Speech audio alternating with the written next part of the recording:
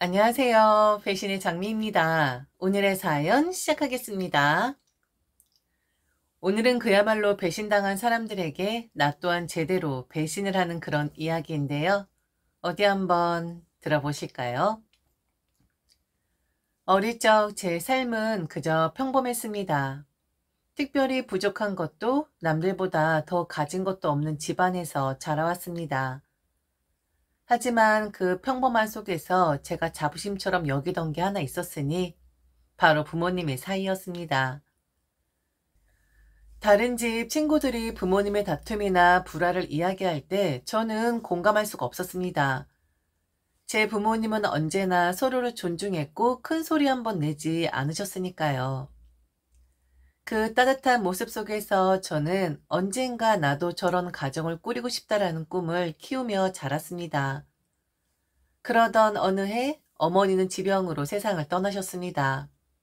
그 후로 제 곁엔 아버지와 저 단둘뿐이었죠. 아버지는 늘 제 앞에서는 담담한 척을 하셨지만 새벽마다 홀로 부엌에 앉아 차가운 물만 들이키시던 모습을 저는 잊을 수가 없습니다. 그래도 시간이 흘러 상처가 조금 아물자 아버지는 다시 평소처럼 저를 챙기며 웃어주셨습니다. 저는 그런 아버지를 보며 제게 남은 가족을 지켜야겠다고 다짐했죠. 서른을 넘기기 전 저는 소개로 지금의 남편을 만나게 되었습니다. 첫 만남은 어색했지만 대화가 의외로 잘 통했죠. 좋아하는 음식, 취미, 살아온 이야기까지 이어가다 보니 시가 가는 줄 몰랐습니다. 짧은 연애 끝에 우리는 결혼을 약속했고 많은 사람들의 축복 속에서 부부가 되었습니다. 신혼 초의 일상은 소소했지만 즐거웠습니다. 퇴근 후 함께 장을 보고 요리를 하고 주말이면 늦잠을 자고는 어설픈 청소를 같이 하며 웃곤 했죠. 저는 부모님처럼 다정하게 사는 부부가 되는구나 싶어 마음이 벅차올랐습니다. 하지만 행복은 오래가지 않았죠. 결혼 1년이 조금 지났을 무렵 아버지가 이상 증세를 보이셨습니다. 평소 건강을 잘 챙기시던 분이셨는데 이유 없이 체중이 빠지고 피로감을 호소하셨죠. 저는 검진을 권유했지만 아버지는 대수롭지 않게 넘기셨습니다. 결국 제가 억지로 병원 예약을 잡아 모시고 갔죠. 며칠 뒤 의사에게서 결과를 듣게 되었습니다. 간에 종양이 발견되었다는 것이었습니다. 간암이라는 단어는 제 귀를 찢는 듯 날카롭게 박혔습니다. 아버지는 담담하게 받아들이려 애쓰셨지만 그 순간 제 세상은 송두리째 흔들리는 것만 같았습니다. 집으로 돌아오는 길, 저는 남편에게 전화를 걸어 사실을 전했죠. 그런데 남편의 반응은 제가 기대하던 따뜻한 위로와는 조금 달랐습니다. 보험은 들어두셨어? 앞으로 치료비가 많이 나올 텐데. 남편은 걱정 어린 말처럼 보였지만 그 순간 제 마음은 알 수 없는 서운함으로 무거워졌습니다. 물론 현실적인 문제를 생각하는 게 잘못은 아니었지만 아버지가 암 진단을 받으셨다는 소식을 듣고 제일 먼저 나온 말이 보험이라는 게 너무나 차갑게 느껴졌죠. 전 애써 속으로만 삼켰습니다. 내가 예민한 걸 거야. 남편은 원래 표현이 서툴지 않아? 그렇게 스스로를 다독이며 잠자리에 들었지만 마음 한쪽에 작은 금이 간 것 같은 기분은 지워지지 않았습니다.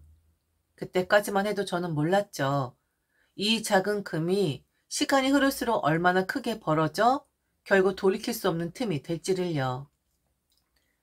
아버지의 병명은 결국 간암으로 확정되었습니다. 의사는 항암 치료를 통해 경과를 지켜봐야 한다고 했죠. 간암이라는 말은 입 밖으로 내뱉는 것만으로도 제 마음을 무너뜨렸습니다. 아버지는 담담한 얼굴로 괜찮다라고 말씀하셨지만 그 말의 무게가 얼마나 버거운지 저는 곁에서 너무나 잘 알고 있었습니다. 치료는 곧바로 시작되었죠. 항암 치료의 부작용은 생각보다 훨씬 거셌습니다. 구토와 어지럼증, 기운 없는 몸, 그리고 점점 줄어드는 체중. 언젠가 거울 앞에서 계신 아버지를 뵈었을 때 어깨와 가슴이 쑥 꺼져 있는 모습에 가슴이 철렁 내려앉았습니다. 평생 건강하시다 믿었던 분이었기에 그 변화는 더 충격적이었습니다.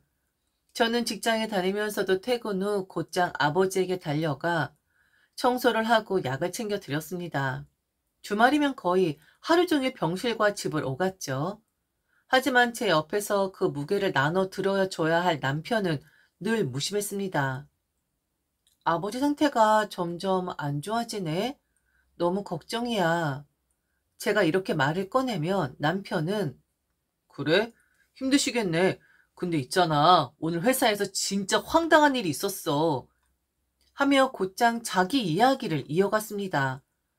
처음엔 그저 타이밍이 어긋난 것이라 여겼습니다. 하지만 몇 번, 아니 수십 번을 반복하다 보니 깨달았습니다. 남편은 제 이야기를 듣고 싶어 하지 않는다는 것을요. 남편의 무심함은 병문 안에서도 그대로 드러났습니다. 제가 몇 번이나 부탁하고 사정을 해야 겨우 병원에 따라 나섰죠. 그런데도 병실에 앉아서는 아버지의 얼굴을 한 번 제대로 바라보지도 않았습니다. 고개를 푹 숙인 채 시계만 힐끔거렸죠. 결국 아버지가 먼저 바쁜데 왜 왔어? 그래도 와줘서 고맙다. 얼른 가봐, 김서방. 라고 말씀하셔야 남편은 기다렸다는 듯 벌떡 일어나 병실을 나섰습니다. 그 모습을 지켜보는 제 속은 부글부글 끓었죠. 아버지는 늘 사위를 예뻐하셨습니다. 우리 사위 이거 좋아하겠다 하며 맛있는 음식이 있으면 꼭 사다 줬었고, 좋은 풍경을 보면 우리 사위랑 다음에 꼭 같이 와야겠다 말씀하셨던 분입니다. 그런 아버지 앞에서조차 남편은 무성의하기만 했죠. 시어머니 또한 제게 위로가 되기는커녕 또 다른 짐이 되었습니다. 긴 병이 효자 없더더라. 우리 며느리가 참 고생이 많네. 그런데 네 아버지는 네 아버지고 그래도 며느리 도리는 다 해야 하는 법이다. 요즘 분위기 잘 알잖아. 네 아주버니 일도 그렇고. 아주버니 일이라 시어머니가 말씀하신 아주버니 일은 바로 아주버니의 이혼이었습니다. 참 이것도 할 말이 많은데 아주버니는 저를 처음부터 탐탁치 않게 생각을 했었던 사람이었습니다. 결혼했을 때부터 바로 저와 형님을 비교를 했었거든요. 자기 와이프는 좋은 대학에 좋은 집안의 여자라고 하면서 동생도 그런 여자를 데리고 올 줄 알았는데 저 같은 여자를 데리고 왔다면서 대놓고 핀잔을 주기 일쑤였었죠. 그런데 참 웃기죠? 자기 아내랑 저랑 그렇게 비교를 하더니 결국엔 이혼을 당했습니다. 아주버니가 바람을 피웠거든요. 한 번이니까 용서를 해달라고 형님에게 매달렸지만 형님은 봐주지 않았습니다. 감히 니깎게라는 표현을 하면서 개털을 만들어 버리겠다고 했었죠. 결국 형님에게 집 빼앗기고 돈도 다 빼앗기고 공무원이었던 사람이었는데 불륜 저지른 것 다 알려줘서 직장도 그만두고 시어머니 근처에 오피스텔에서 사는 주제가 되었는데 아주버니 일이라니? 참 기가 막히더라고요. 그래도 시어머니 말도 일리가 있긴 하죠. 제 아버지 병습을 한다는 이유로 제가 할 도리를 생각하면 안 되는 것이니까. 그래서 저는 다 잘하려고 노력을 했습니다. 도든 혓바늘이 골마 터질 때까지 피곤이 쌓여도 저는 다 잘하려고 노력을 했어요. 이렇게 열심히 한 것이 혹시나 아픈 우리 아버지를 욕할까봐 라는 마음도 있었습니다. 긴 병에 효자 없다라고 말을 하니까 나중에 우리 아버지 아픈 것을 원망하고 탓할까봐 그저 흠 잡히지 않으려고 애를 썼던 거죠. 그런데 여기에도 참 어이없는 오해가 있긴 했었는데 어느 날 시어머니가 제게 이러셨죠. 네 아주머니도 잘 챙겨라. 가끔 가서 청소도 좀 해주고 그리고 주변에 괜찮은 여자 있으면 소개도 좀 해주고. 네? 청소까지요? 그래. 너 힘든 거 안다. 나도 잘 알지. 그런데 미정아, 네가 그렇게 하면 내가 가만히 있겠니? 네? 그게 무슨... 네가 그렇게 해주면 내가 너한테 내 전 재산을 줄 생각이야. 3천. 네? 3천이요? 아니 왜 그걸 제게... 너는 하나밖에 없는 내 며느리니까. 그리고 이렇게 집안이 어지러울 땐 여자가 잘해야 하는 법이다. 네 아주버니가 지금 얼마나 어지럽겠니? 직장도 잘려. 돈도 다 빼앗겨. 여자라면 아주 그냥 지긋지긋할 거야. 그런데 그런 나쁜 이미지를 벗겨줘야 하는 건 바로 네가 해야 하는 일이야. 네 아주버니도 다시 결혼하고 해야 할 것 아니냐? 안 그러냐? 꼭 저 말을 들어서 잘한 건 아니었어요. 그리고 삼천이라는 돈 때문은 더더욱 아니었습니다. 그냥 흠 잡히고 싶지 않았습니다. 저는 그거 단 하나였습니다. 그런데 정말 저는 너무 모욕적인 대화를 듣게 됐죠. 제가 열심히 모든 사람들한테 잘하니까 그들은 저를 칭찬하긴 했었습니다. 그런데 그들은 저를 모욕을 하고 있었더라고요. 저 삼천에 대해서 말입니다. 그날은 제가 시댁에서 저녁 준비를 하고 있을 때였습니다. 남편, 시어머니, 아주버니 이렇게 안방에서 이야기를 하는데 원래는 문을 꼭 닫고 얘기를 하는데 그날은 문을 살짝 열어 놓았더라고요. 분명 취나물이 있다고 했는데 그 나물이 어디 있는지 물어보려고 안방 문에 다가간 순간 남편의 목소리가 들리는 겁니다. 미정인 정말 삼천으로 아는 거야? 허허, 정말? 그렇다니까 네 처는 3천만 원으로 알고 있는 것 같더라. 아이고, 그러니까 지 몸 갈아 넣으면서 잘하는 거지. 아유, 엄마, 차라리 5천이라고 하지. 그럼 더 잘했을 거 아니야. 하하, 그럴 걸 그랬나? 아이고, 5천 부를 걸 그랬나? 아, 우리 미정이 나중에 엄마가 이야기한 삼천이 3천만 원이 아니라 3천 원인 줄 알면 아이고 땅을 치겠네. 어? 야, 임마, 말을 끝까지 들어야 하는 거야. 엄마가 언제 3천만 원이라고 했냐? 3천이라고 했지? 암튼 네 처는 참 순진해. 그리고 참 멍청하긴 해. 암튼 네 장인은 어떤 거야? 어떻긴 가망 없지. 그래도 보험도 잘 들어놔서 별 걱정은 없어. 보험? 아, 그래? 아하하하.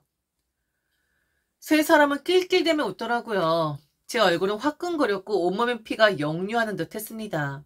그래도 아는 척하지 않았습니다. 그냥 조용히 문 앞에서 물러났죠. 언젠가 니들도 제대로 당할 일이 있겠지 하며 이를 갈았었죠. 아버지의 병세는 결국 돌이킬 수 없는 지점에 이르렀습니다. 항암 치료는 더 이상 의미가 없다고 의사가 차분히 설명하던 날의 공기와 차가운 형광등 불빛을 저는 아직도 잊지 못합니다. 그날 집으로 돌아오는 길에 아버지는 제 손을 잡고 딸, 이젠 네가 편히 살아야지. 나는 여기까지인 것 같다. 라고 말씀하셨습니다.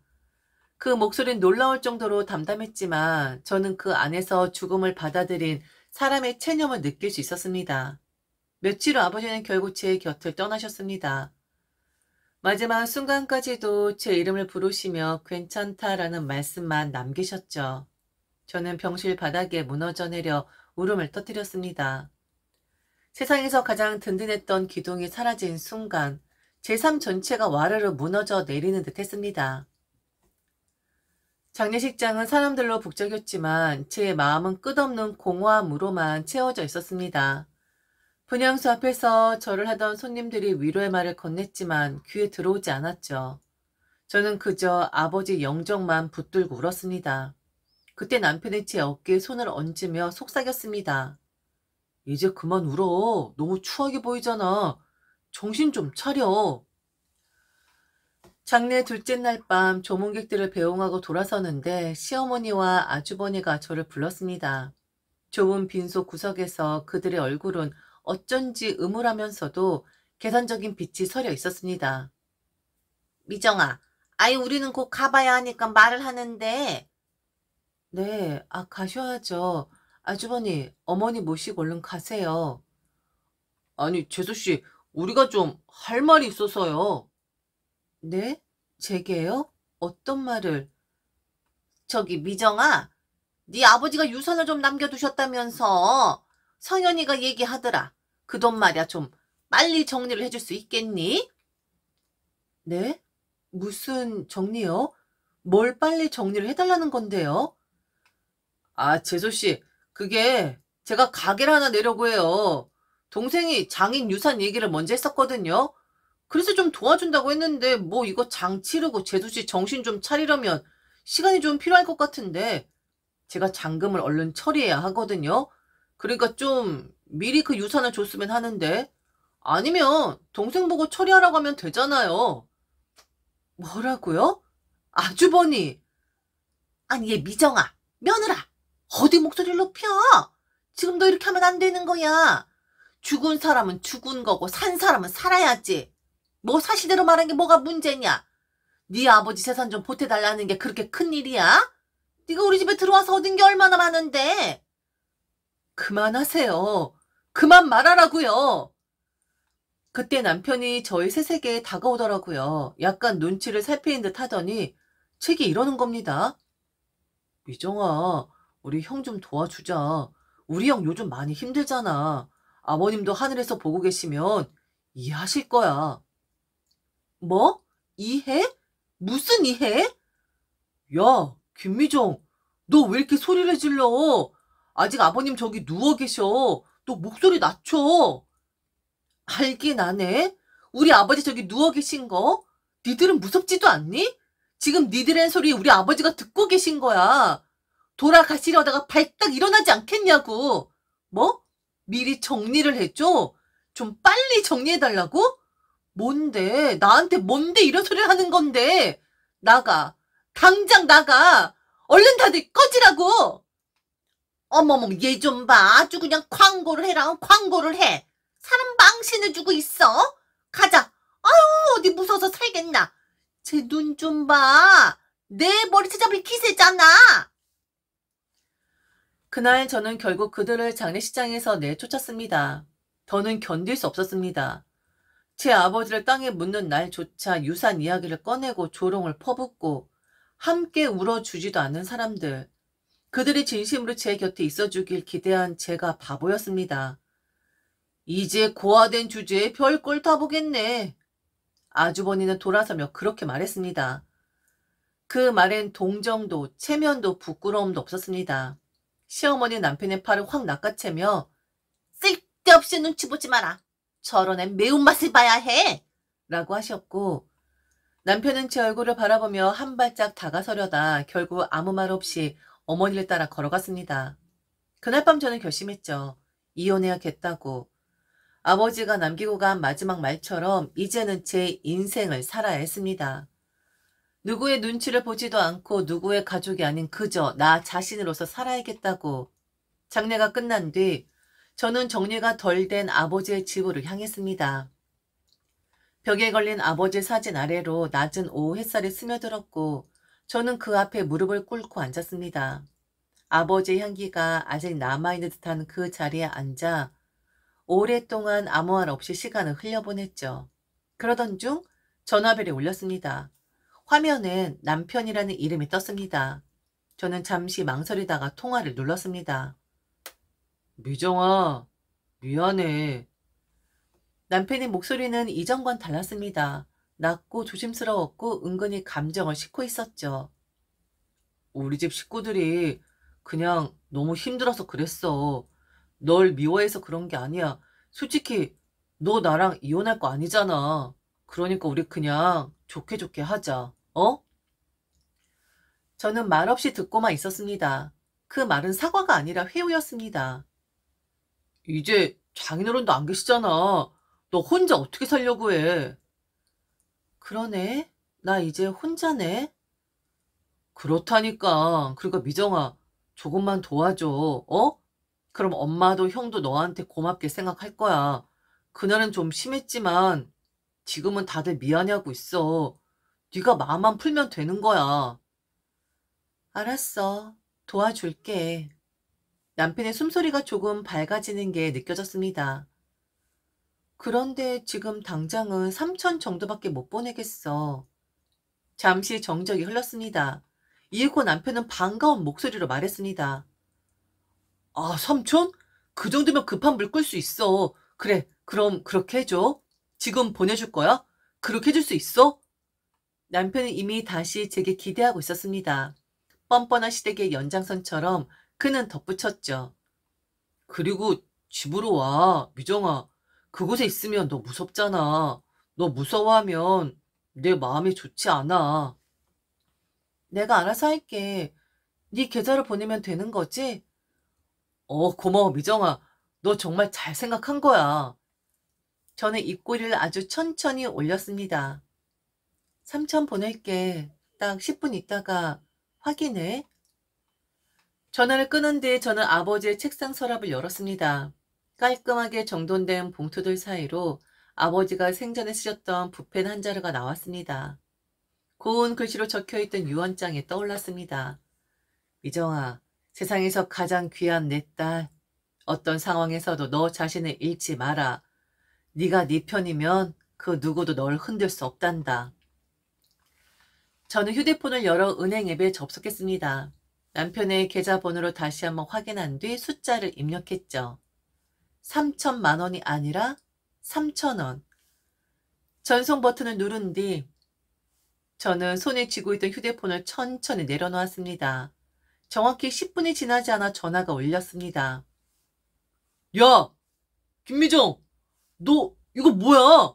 3천 원 보낸 거야 지금? 3천? 3천만 원이 아니라 3천 원? 너 지금 미쳤냐? 미치긴 내가 왜 미쳐. 맞게 보낸 거야. 그래, 3천 보낸다 했잖아. 3천 원. 야, 너 지금 나랑 장난하냐? 3천만 원이라며. 아, 내가 언제 3천만 원이라 그랬어? 나는 분명 3천이라 했는데. 아, 그냥 5천 보낼 걸 그랬나? 야, 김미정, 너 혹시... 난 니들이 나를 모욕했을 때도 그냥 참았었어. 가족이니까. 그런데 니들은 내 아버지 장례식장에서 유산을 운운했어. 내 아버지를 아직 보내지도 못했을 때 말이야. 참 시끄란 말이 우습다. 혼자 되었으니 니들이랑 붙어 살라고? 내가 왜? 난 혼자가 더 편할 것 같은데. 야, 김미정, 그럼 너 나랑 이혼하겠다라는 거야? 지금 그 말이야? 그래도 한때는 너랑 같이 살던 사람이니까 도와준 거야. 어렵다며. 3천 원이면 라면 정도는 사 먹을 수 있잖아? 형이랑 나눠 먹어. 엄마도 좀 드리고.